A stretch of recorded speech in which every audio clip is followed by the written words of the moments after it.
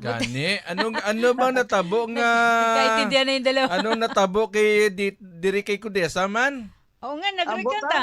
Attorney. Kwan sa kuno daw is a resurrected man. Aha. Talaga naman itong si Gutesa. Oh. Ah, nakita ko lang yung statement niya eh. Oo Kaya ang nga, dami oo nga. tumatawag. Oo. Sabi niya dun sa statement niya na, di ba bumaligtad na siya? Yes. Na hindi daw totoo yung lahat ng affidavit niya at sinabi niya dun sa Blue Ribbon hearing ni Senator Marcoleta. Mhm. Sabi niya, pinilit lang daw siya ni Senator Marcoleta at ni former Kong Mike Defensor. Okay. Okay. At sinabi pa niya na may tumawag sa kanya na galing sa opisina ni Senator Marcoleta Mhm. at inalok na kung gusto niya akong tawagan si Attorney Guanzon para sa kanyang salaysay o affidavit ay bibigyan siya ng numero. Mhm. Kaya pati ako, Nadamay dito. oo, parang ibig niya sabihin kasama ako doon sa conspiracy ni na Senator Marcoleta at Mike Defensor na Okay. gamitin lang siya laban kay Martin Romualdez. Oo. Pero sinabi din niya na hindi naman daw siya nag-contact sa akin. Talagang hindi. Yung sinungaling na yan. Mga pakialam ko sa kay Gutesa na yan. Ang layo-layo naman paano kung magiging kliyente yan. Oo. Pero Baka, ko dyan, baka inisip tinadamay niya. ako. Tinadamay ako. Kasi alam nila na siyempre friend ako and supporter of Senator Marcoleta. Kaya dinadamay na naman nila ako. Mhm. Pero may magagalit dyan sa ginawa ni Gutesa, si Ombudsman. Mhm, mhm. Attorney, itong si Gutesa, after niyang tumistigo doon sa Senate Blue Ribbon Committee, biglang nawala, hindi na siya naging visible. Attorney. Nagtago siya o pinatago siya. Mhm. Sigurado naman hindi naman ako obvious naman yan. Bakit babaligtad si Gutesa? Nakatestify na siya. Di perjury yun. Oo. Diba? Kasi nag-testify na siya under oath eh. Oo nga, Kung oo nga. mapilabit lang niya, di walang perjury dahil di naman siya naka-testify. Nag-testify siya doon. Kung pinilit lang siya, dapat di ba makikita mo naman kung ang behavior ng taong pinipilit. Aha. Kaya Opo. sigurado na maleta siya. Na Na maleta. maleta si Gutesa. Okay. Pero sa tingin mo Glenn. rito, attorney, kasi nung una merong yung mismong 18 mari, may 4 na bumaliktad, di ba? Tapos sumunod to si Gutesa. Sa tingin Oo. mo, sino yung mga nasa likod dito para itong mga taong ito ay bumaliktad sa kanilang mga unang testimonya? Sabi mo mga under oath to si Gutesa. So, sabihin, lahat ng mga niya pinagsasabi niya doon ay pawang katotohanan. Pero ngayon, nadiin yung dalawa. Tingin mo, anong klaseng tactic to? Sino ba ang beneficiary niyan? Yung Ayun. pagbaligtad ng 4 na yun at ni Gutesa, hindi ba si Martin Romualdez? Ayun. So, kung sino yung beneficiary niyan, syempre siya yung pagdududahan natin. Siya yung may nito, na gumalaw nito. Ngayon, ito problema na yun, yung 4 na yun, at ni Gutesa, dahil nag-announce na ang ombudsman, na pwede silang kasuhan yung 4 na yun, na kasama sa plunder ni Martin Romualdez. Kasi sa plunder naman, pag nag-deliver sila o nag-receive sila, kasabwat sila. Edi inamin nila na kasabwat sila. So, una nila affidavit. Ngayon, kaya nga sabi ko, dapat isama din ng ombudsman si Gutesa doon sa kaso ni Romualdez. Mhm. Kasi, para malaman talaga ng mga tao sa husgado kung totoo ba itong mga pinagsasabi niya. Kasi yung ibang kasama niya, sinabi din na kasama sila sa pag-deliver ng mga mali-malitang milyon-milyong piso na kickbackan. Pero paano na yung iba? Kasi kahit mag-withdraw si Gutesa at yung 4, meron pang ilan pa ba yun? 5 minus 18? O di may 13 pa. Oo. Mhm. may 13 pa na nagko-corroborate yung mga testimony nila na nag-deliver sila. Although hindi sila sabay-sabay nag-deliver, Oo. pero nagkakaalaman sila na nag-deliver sila na mali-mali tayong pera kay Martin Romualdez sa bahay niya sa Forbes. At utos ni Saldico, yung kanilang boss. So yan ang ngayon yan ang problema ni Gutesa na hindi niya nakita. Nako. Dahil ngayon, ombudsman na ang kalaban niya. Oo. Hindi si Senator Marcoleta. Ayun. Dinadamay lang kami dito kasi alam nila na supporter ako and friend of Senator Marcoleta. Pero kung layo naman ang kwento nitong Gutesa na ito, Okay. bakit naman gagawin yung salaysay niya? Sino ba yan? Parang, Okay. parang sino ba yan si Gutesa para bigyan ko siya ng panahon ko ba? Tsaka, mga ganyang klaseng tao, parang layo naman yan sa akin, di ba? Wala akong access dyan. I mean, I don't want to have anything to do with them, di ba? Ang binanggit mo kanina, attorney, yung mga nakinabang dito, yung pagbaliktad ng yung 4 na Marine at pagbaliktad ngayon ni Gutesa, sabi mo, ang makikinabang dito ay si dating Speaker Martin Romualdez. Pero, doon mismo sa SONA ni Pangulong Bongbong Marcos, binanggit niya di ba, na uusad na yung kaso at hinahanda ang kaso laban sa dating Speaker. No, hindi naman niya pinapangalanan. Parang hindi niya masambit yung parang si Darth Vader sa Star Wars. He who cannot be named. Ano ba? May minipit ba mga dila nila na hindi nila masabi ang pangalan niyang pinsan niya? Eh di matagal na po yung SONA na yan. Napakatagal na. Last year pa sinabi natin makukulong siya. Wala naman siya nakulong. Ngayon, kailangan patunayan na yan ni BBM at na Ombudsman na itong si Martin Romualdez ay hindi po yan untouchable. Ayan, Ngayon, si Gutesa, nadagdagan pa ngayon. Akala ni Gutesa nakaisa siya. Ngayon, sakit ng ulo niya. At ngayon, sigurado, pag dinamay siya ng Ombudsman sa plunder case, kasama siya makukulong ni Martin Romualdez. Kasi hinog na yung kaso na yan Yan sinasabi ng Ombudsman Hinog na yung kaso na yan ni Romualdez, pinag-aaralan mabuti. Kasi siyempre si Romualdez, maraming abogado, maraming pera, di ba? Kaya matitinik din yung mga depensa niya. Pero sa presinto ka na magpaliwanag, kumbaga, di ba?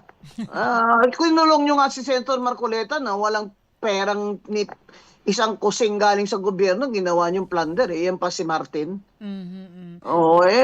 Doon siya dapat sa kulungan, sa pinakamainit doon na selda. Para pumayat siya. Grabe, parang wala nang matrust ang mga tao ngayon. Sino ba ang masasandalan natin na totoo? Di ba? Kaya dapat patunayan ng Ombudsman sa atin para pakulong na yan si Martin Romualdez, sama na si Gutesa at saka yung 4. Parang nagugulumihanan, ano? Dati-rati naninindigan, and then bigla na lang, eto ngayon, sumabog na naman ang ganitong mga balita na pag-uusapan naman. Mapipinpoint ba natin talaga, attorney, kung sino ang yung tinatawag na mastermind sa nangyayaring itong katiwalian sa bansa? Kung ganito yung mga nangyayaring usapan. Ayaw siyempre ni BBM. Naisipin natin ng mga Pilipino at ng mga pinag-uutangan niya na siya ang mastermind ng flood control funds corruption. Di ba? Na naging sikat siya sa buong mundo. Ayaw niya siyempre. Kaya gusto rin niya na makulong si Martin. Di ba? Kasi hindi naman yan kakasuhan ng Ombudsman Kung hindi siya, kung makikialam siya So at the least, hindi siya nakikialam sa Ombudsman. And, to his credit, Ombudsman Remulla, pag tinuloy niya ito, bilib na ako sa kanya. Kumbaga, ayaw ni BBM na ituro siya as mastermind. Kaso, itong si Martin Romualdez ngayon, sinabi niya rin, di ba sa video niya, na I will not go alone. I will take you with me. Marami akong alam sa Magtuturo din administrasyon siya. nito. Magtuturo din siya. Kung ikukulong na rin lang din siya, di magturo na rin siya. Hindi ba? Parang gusto natin malaman ang katotohanan. Di sige, pero kulong muna siya. Unfair naman yun. Si Senator Marcoleta at si Mike Defensor at mga kasama, kinulong nyo sa campaign funds, campaign donation, ano yung plunder. Tapos ito, maleta-maleta, may testigo na. Hindi pa nakukulong. Yun nga ang ano ng mga tao na hindi na injustice na ito kay Senator Marcoleta at kay Mike Defensor, itong ginagawa ng ombudsman. Matutuwid niya lang ito kung si Martin din ay pakukulong niya at makapiyansa si Senator Marcoleta at si Mike Defensor. Possible ba na makapaglagak ng bail ang dating senador, attorney? Opo, pero siyempre it will take time, no? Ako, saludo ako kay si Senator Marcoleta. Ayaw niya talagang magpa-hospital arrest kagaya ni Bunuan. Titiisin ang init doon, ha. Pumunta ako natin, Laila. Ang init. Ang init talaga doon sa selda. Grabe. Kasi yung fifth floor, bubong na yun eh. Pinakataas na yun. Gusto ko nga ikulong na lang si Martin doon sa bubong na. Kaya talaga, Kasi attorney. siya talaga ang pinakataas-taasang nasa sakdal, di ba? Lagyan siya ng doon parang rooftop, ano ba tawag doon? Roof deck. Roof deck. Yan. Atik na lang, atik. Atik na lang daw, atik na para lang daw, medyo atik. social, atik. Atik, So, ayaw talaga ni Senator Marcoleta, ayaw na matanda talaga. Sabi niya, hindi ako mag-hospital arrest. Diyan ka mahiya, Secretary Bunuan, kaya magturo ka na. Okay. Dito sa At least may naman pasalamatan sa iyo yung mga apo mo. Di ba? Yan ang advice ko po. And solicited advice sa Secretary Bunuan. Okay. Yeah, Okay. ako muna. Sige, Lang. Dito sa pinirmahan na affidavit na bago nitong si Gutesa, attorney, ang haba Ang haba nung kanyang pinirmahan at bagong affidavit. Ano ang maaring nabanggit niya? Pwede siyang kasuhan.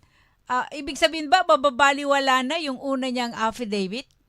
Dito sa Ayun bago? ang gusto niya. Oo. Gusto niya, ganun. Pero kung ayaw ng ombudsman, dahil sinasama, kasi ganito ang problema ni Gutesa. Yung salaysay niya, ang dati niya affidavit sa Blue Ribbon ni Senator Marcoleta, ay na-touch yun ni Ombudsman Rimulya, sinama yun sa mga ebidensya kontra kay Martin Romualdez. Ngayon, bumaligtad siya. Di ba? Kumbaga, he has undermined the authority of the ombudsman. Hindi naman papayag si Ombudsman Boying yan. Di ba? Kaya, kung ganyan siya, idadamay siya, kagaya ng 4. Sinabi na ni Boying Rimulya na pwede namin silang kasuwat kasama kay Martin Romualdez, conspiracy. Di isama din si Gutesa. Kaya, ang dami pa niyang sat-sat, kahaba-haba. Sa totoo lang, ano ba talaga, Gutesa, na maleta ka? Yun lang naman ang tanong dyan eh. Kasi matagal mo nawala. Tapos ngayon babalik ka. Biglang nabago. Baligtad ka na. Babaligtad ka na. Nung nakulong na si Senator Marcoleta at si Mike, babaligtad ka. Aba, sinong kalaban mo ngayon? Hindi naman si Marcoleta ang kalaban mo ngayon. Kalaban mo ngayon, ombudsman. Mabigat. Yan ang problema ni Gutesa. Kasi kahit na may pangalawang salaysay siya, may cross-examine yan siya doon ng ombudsman. Kasi di ba magtitistigo yan siya kay Martin na hindi totoo yan, hindi ako nagdala, pinilit lang ako, di ba? Siyempre cross-examine siya ng ombudsman. Ito. Ano pala ito? Sinungaling ka pala. At ba't ka napapaniwalaan ng husgado? Sabi mo noon ganito. Tapos ngayon, nakulong na si Senator Marcoleta at saka kalalabas na pinilit ka lang niya. Ano to? Parang lokohan lang ang ginagawa nila? Oo, yun ang mangyayari dyan. Iko-cross-examine siya ngayon ng ombudsman. Okay. Dito sa pag-recant dito ni dito ni Gutesa. So, ano to? Yung kanyang pag-recant dito, siyempre, ilang mga sinabi niya nung una, ano yung magiging ano yung magiging kahinat na nito kung ibang mga tumitistigo ay nagre-recant, attorney? Nga. Kaso, pag nasama na ang affidavit nila dun sa ombudsman, hindi na papayag ang ombudsman dyan. sinabi na ng ombudsman, pwede namin silang isama sa plunder. Kasama sila kay Martin Romualdez sa kaso. Walang laban o bawi dito, di ba? Lumaban ka tapos babawi Wala. ka. Touch move. Kung sa bata pa laro, touch Touch move. move sa chest, touch move to. Oo. Touch move ba? Kung ano sinabi Kalaban mo, mo yun dyan, na. ombudsman. Sabihin nila, pag nag-recount ka naman, wala ka naman, di ka naman makukulong, ipapailan ka pa ng perjury. Ay, hindi po.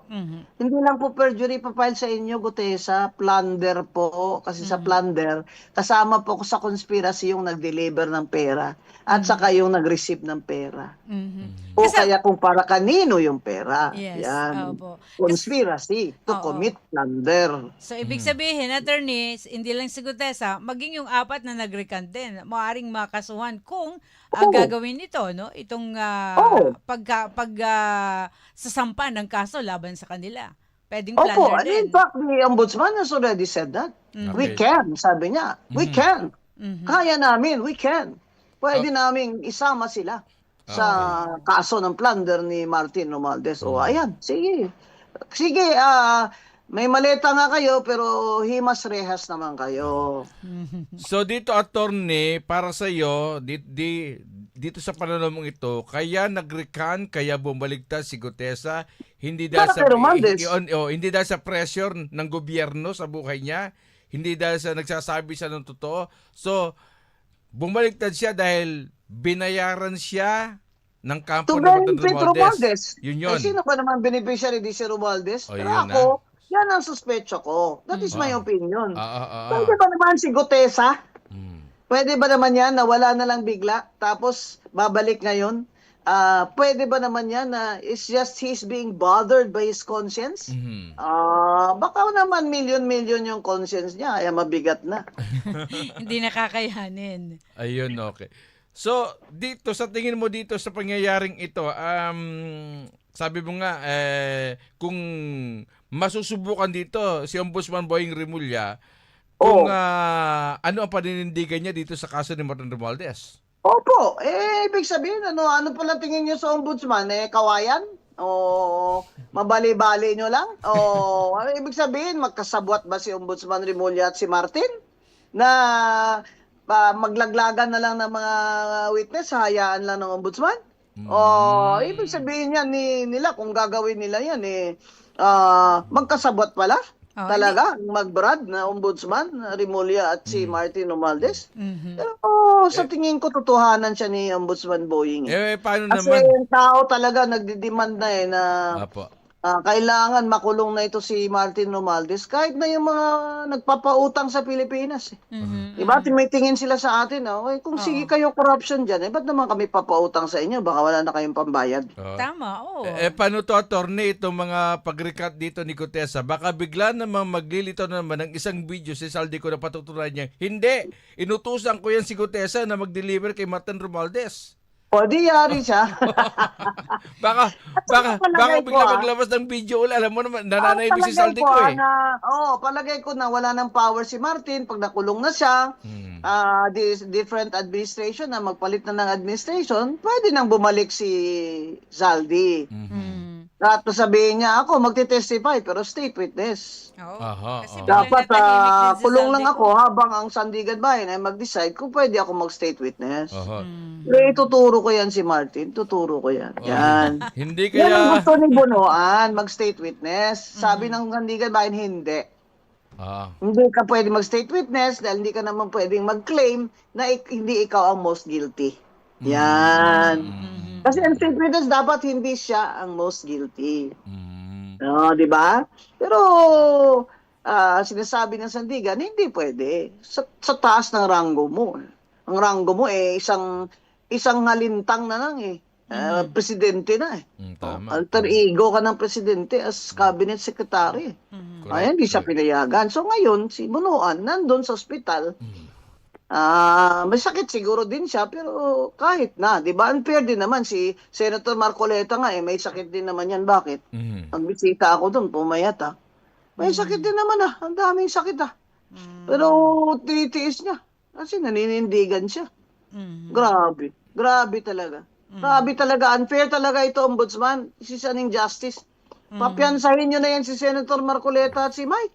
Campaign donation yun eh. Nagbayad pa ng donor's tax. Saan ang plunder dyan kung nagbayad ng donor's tax? Yun lang, oo. Sana binayaran ng tax ang gobyerno, ibig sabihin hindi nila tinago. Mhm, mhm. O sabihin nila hindi naman dineclare doon sa COMELEC. Sinabi nga ng COMELEC, dismiss na 'yun. Mhm.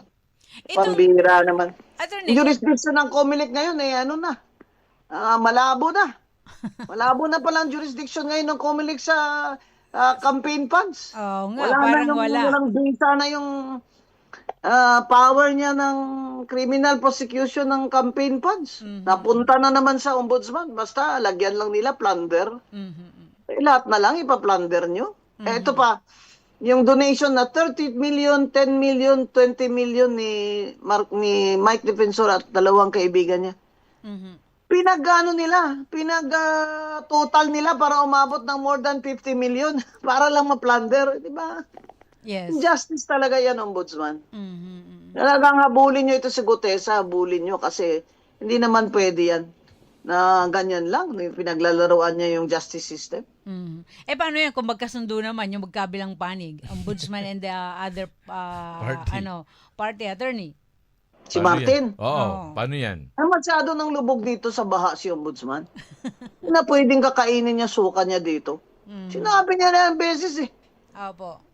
Sabi ko nga, walang kandidatong presidente si Bongbong Marcos na pwede siguro yan si Remulla Boying.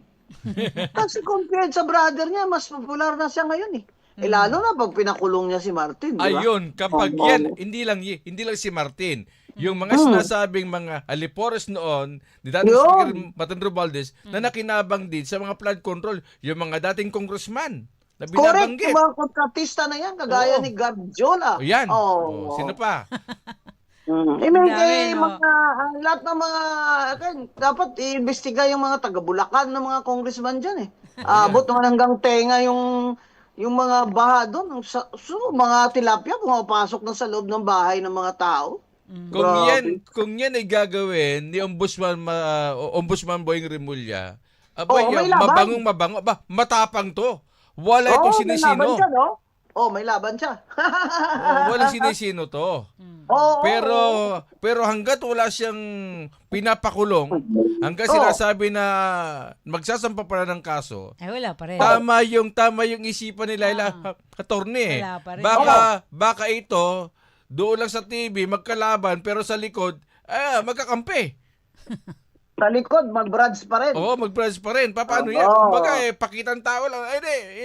Akong bahala dyan. Kakasuhan ko yan. Nasona na eh. Nakadalawang sona na eh. Di ba? Oo nga. Teka. Sona, nakadalawa na eh. Nakadalawa na nga. Hay nako. Anong gagawin nila? Sino ang ituturong mastermind? Di si Bongbong. Yun lang. Kung hindi pala si Martin ang mastermind, sino pala, boss? Di si Bongbong. Yun nga. Oo. Gusto ba ni Bongbong yun? Siyempre hindi, di ba? Di ba? Well, dito sa wala na attorney. talaga. Kung sa chess pa, checkmate na Checkmate si na. Martin Romualdez. Wala nang pupuntahan. Checkmate. Wala na, mate tumba na. Mag-prepare na siya ng balutan niya, yung mga maleta niya ba? Maleta niya ng potato chips. Malaki, no? Maleta niya ng maraming maleta ito. Yung kasya tayo dyan sa maleta nila. But anyway, grabe. mabalikan ko lang itong mga nag-recant attorney. At yung apat na sinasabing dating Marine at saka itong si Gutesa, paano ba tinitignan ng hukuman yung pagtestigo ng isang nag-recant? Credibility ng witness ang titingnan ng huwes. Sabihin niya, sinungaling ba ito? Para kanino? Yung ganon. Kailangan mapatunayan muna kung tama ba nagsisinungaling o may mga iba pang mga pangyayari kaya nagkaroon ng kasinungalingan. Ganun po ba yun, attorney? Oo, pero sinasabi ko nga, pag sinama na siya sa kaso, doon ka na magpaliwanag. Doon ka na magpaliwanag ka sa general population doon sa BGMP. Alam mo, dumaan ako doon sa general population. May mga fans ako doon May fans ako doon, mga mama mga kuya doon. Sabi, attorney! Yun pala, meron silang TV. Oo, nanonood silang TV. Laki nga TV nila. Oo. Ang pagdiba ni attorney! Ganun, oy! Kuya, fight lang ha! Sabi ko. Dun siya. Mga 10 sila sa selda. Doon si Talaga Gutesa, lang. yun. Oo. Oo. Oo. Hindi siya pwede doon sa kasama kay Martin kasi si Martin dapat lang siya yung mag-isa lang siya sa selda Okay. niya. Oo. Walang Siyempre, kausap, sinabi ni walang Martin, cellphone. oo, walang cellphone, walang ice, walang refrigerator, walang aircon. Oo. Pamaypay lang. Papayat nga. Payat siya.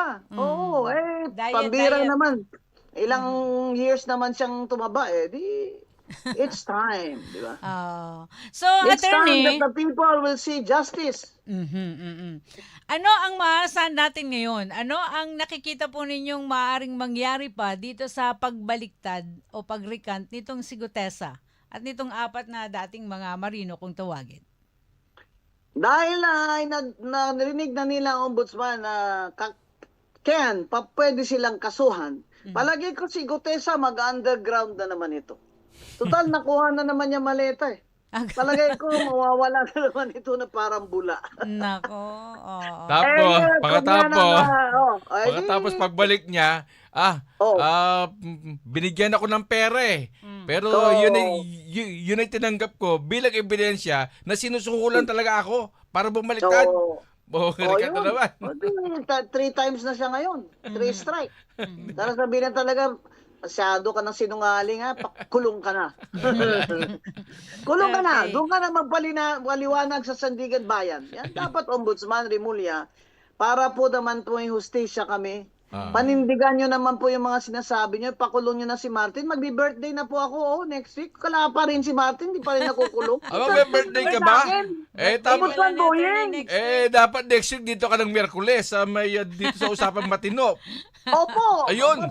Pagpapansin Ayun. po tayo dyan. Ayun, ngayon pa lang. Maraming salamat po. Thank you so much, attorney. Thank you.